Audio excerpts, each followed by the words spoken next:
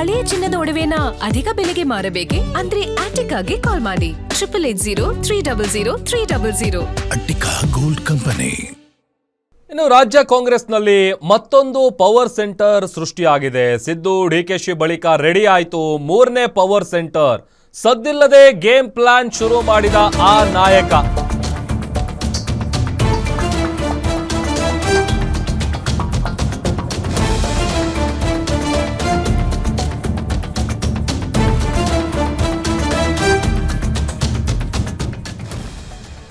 ರಾಜ್ಯ ಕಾಂಗ್ರೆಸ್ನಲ್ಲಿ ಮತ್ತೊಂದು ಪವರ್ ಸೆಂಟರ್ ಸೃಷ್ಟಿಯಾಗಿದೆ. ಸಿದ್ದು ಡಿಕೆಶಿ ಬಳಿಕ ರೆಡಿ ಆಯಿತು ಮೂರನೇ ಪವರ್ ಸೆಂಟರ್. ಸದ್ದಿಲ್ಲದೆ ಗೇಮ್ ಪ್ಲಾನ್ ಅನ್ನ ಶುರು ಮಾಡಿದ್ದಾರೆ ಆ ನಾಯಕ.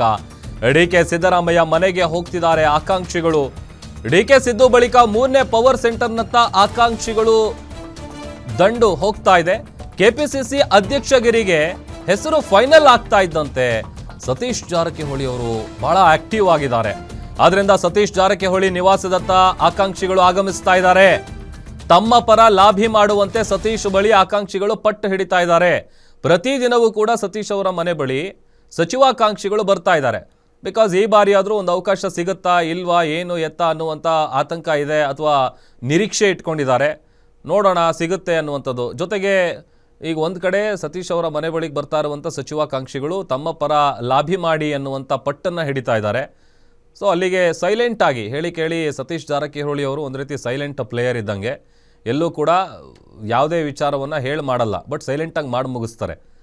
ಹಾಗಾಗಿ ಡಿ ಕೆ ಶಿವಕುಮಾರ್ ಮತ್ತು ಸಿದ್ದರಾಮಯ್ಯ ಬಳಿಕ ಈಗ ಮೂರನೇ ಪವರ್ ಸೆಂಟರ್ ಏನಿದೆ ಅಲ್ಲಿಗೆ ಸಚಿವಾಕಾಂಕ್ಷಿಗಳು ಹೋಗ್ತಾ ಇದ್ದಾರೆ. ಆ ದಂಡೆ ಹೋಗ್ತಾ ಇದೆ.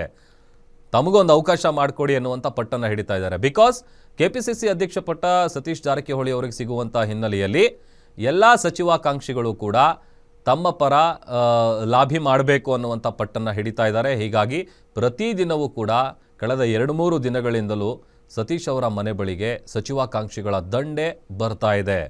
ಸೊ ಅಲ್ಲಿಗೆ ತೆರೆಮರೆಯಲ್ಲಿ ಸೈಲೆಂಟ್ ಆದಂಥ ಗೇಮ್ ಪ್ಲಾನನ್ನು ಸತೀಶ್ ಜಾರಕಿಹೊಳಿ ಅವರು ಶುರು ಮಾಡಿದ್ದಾರೆ ಸೈಲೆಂಟಾಗಿ. ಯಾಕಂತಂದರೆ ಕೆಪಿಸಿಸಿ ಅಧ್ಯಕ್ಷಗಿರಿ ಅವರ ಹೆಸರು ಫೈನಲ್ ಆಗ್ತಾ ಇರುವಂಥ ಹಿನ್ನೆಲೆಯಲ್ಲಿ ಆಲ್ಮೋಸ್ಟ್ ಅದಕ್ಕೆ ಸಂಬಂಧಪಟ್ಟಂತೆ ಇವತ್ತೊಂದು ಫುಲ್ ಸ್ಟಾಪ್ ಬೀಳುತ್ತೆ.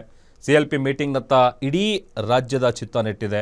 ಅದರಲ್ಲೂ ಈಗ ಒಂದು ಸಿದ್ದರಾಮಯ್ಯ ಅವರು ರಾಜೀನಾಮೆ ಕೊಟ್ಟ ನಂತರದಲ್ಲಿ ಡಿ ಕೆ ಶಿವಕುಮಾರ್ ಅವರು ಮುಂದಿನ ಶಾಸಕಾಂಗ ಪಕ್ಷದ ನಾಯಕ ಅನ್ನುವಂಥ ವಿಚಾರ ಏನು ಅಧಿಕೃತವಾಗಿ ಘೋಷಣೆ ಆಗಬೇಕಲ್ಲ, ಅದಕ್ಕೀಗ ಕೌಂಟ್ಡೌನ್ ಸ್ಟಾರ್ಟ್ ಆಗಿರೋದು.